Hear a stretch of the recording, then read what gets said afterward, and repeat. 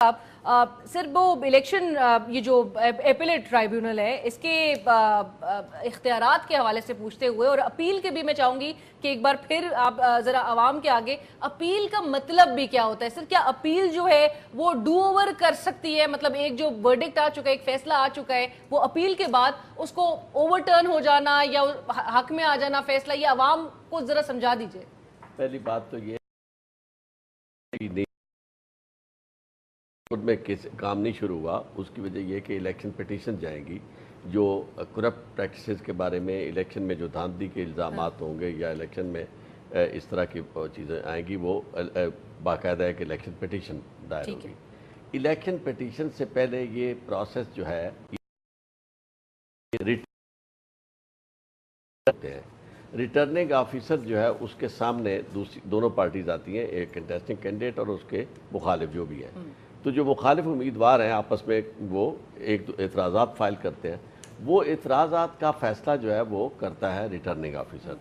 अगर वो एतराज़ात का फ़ैसला करते हुए किसी के हक में दे देता है फ़ैसला कि जी ठीक है, एतराज़ मुस्तरद कर देता है, तब भी लोग आगे जा सकते हैं, और अगर किसी के यानी ख़िलाफ़ करता है तब भी जाते हैं। तो इस केस में ये जो लोगों ज़हन में लोगों के आता है बात, और आपकी भी ज़हन में आ रही है, ये अपील जो है ये कंटिन्यूटी है उस ओरिजिनल काम की जो रिटर्निंग अफसर के पास हो रहा था। वही काम जो है वो चैलेंज हो गया है आगे ऊपर हाई कोर्ट का जो ट्राइब्यूनल बना हुआ है।